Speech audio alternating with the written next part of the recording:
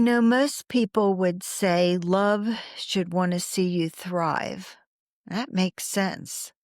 The person who loves you will cheer you on to heal.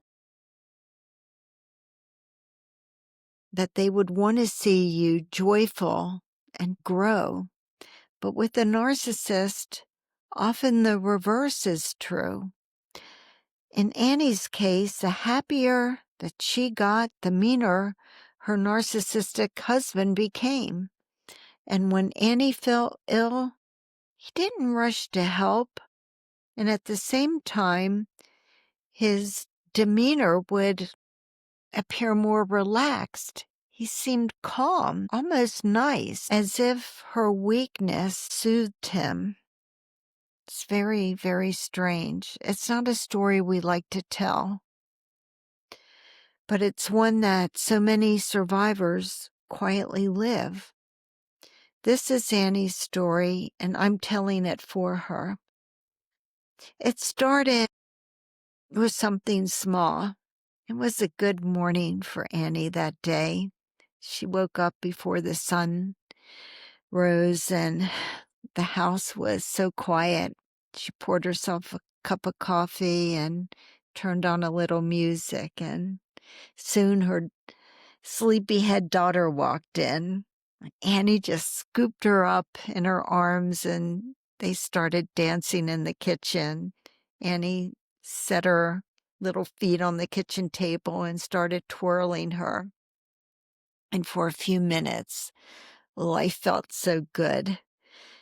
And Annie found herself giggling, something that I think she had forgotten how to do. Then the door opened. Santino walked in, still half dressed. His expression tightened as he watched the two of them dance. He didn't say good morning. He didn't smile. He leaned against a doorway and crossed his arms and said, "What's this?" Annie replied, "We're just dancing." And she was still smiling. Santino tilted his head. "Well, aren't you chipper today?" The way he said it kind of made her stomach drop. The music all of a sudden sounded so loud to her, and it wasn't at all. And then he said, "Guess somebody thinks she's better than the rest of us today." I mean, what a terrible thing to say. Annie didn't know how to respond. She put a small smile on her face and brushed it off, but inside she felt awful. A few days later, she came down with a cold. It wasn't a big deal or anything, but she was exhausted and feverish, and she just kind of felt like laying in bed for a while. And Santino walked over and sat on the bed beside her. He wasn't warm, but he was easy. He gave her a gentle smile and said, "Well, looks like you and Bella will have a slow day today. I suggest you stay home and take it easy." He wasn't worried about her, but he seemed so relaxed, almost happy. And then Annie realized something that she could just never quite put into words. Her illness soothed him, softened him, almost to the point he seemed happy. And her joy angered him. If you've lived that, you know the feeling. It's a weird shift, the way the narcissist's eyes will narrow when you're happy, the cutting remarks that they'll make, the tension in the air when you feel light, free, and alive inside. It's the same time, there's a strange comfort that overcomes them when you're struggling. it's hard to even talk about because it doesn't make any sense and it's so disorienting because the world tells us the opposite. When you love somebody, you celebrate their happiness and their joy, but narcissists see your good times, your healing, your growth as a threat. Why is that? I think it's because when you are healing, when you're happy, they start to lose a little bit of control.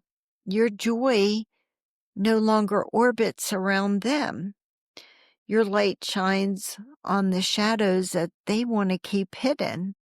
Your strength, I guess, just disrupts kind of this weird unspoken arrangement where they are supposed to be the center of your world and you're just some quiet supporting character. And when you're sick, tired, or just struggling, you're so easy to manage in their eyes, less likely to challenge them, less likely to leave them. I think this is why survivors notice this very disturbing pattern. The better you feel, the worse they behave. The worse you feel, the calmer they seem. This isn't love, it's control. And they disguise it through intimacy. And naming it as part of taking back your power, seeing it and recognizing it is when you start to take back your power. This one's for the woman who started to smile again and saw his mask crack. For the survivor who began to heal only to be met with hostility. For the one who finally understood he liked you better when you were broken because broken meant quiet. Your healing is not a threat. It's your power. And the fact that it's unsettling to him, that's proof of how powerful your healing really is. Keep dancing in the kitchen. Keep rising. I'm Keil Hackley, attorney, author of the book Undercurrent, and your host here. Annie's story reminds us that the truth matters, especially the quiet truths that people don't want to admit out loud. If this episode resonated with you, I would love to hear your story. Have you ever noticed someone reacting to your healing like it was a problem? Your stories are what keep this community alive. If you have something you'd like to add, even if it's a part of your story, please do that. It means so much. It helps me and it helps everyone here. And as always, please remember that you are stronger than you ever believed. You're a warrior against narcissistic abuse. You're tenacious and you're never going to give up on what you believe in. Thank you for being here. Thank you for always showing up. And until next time, know that I honor your truth and that you're not alone. And finally, please, until next episode, take good care of yourself. Thank you again, and I'll see you soon.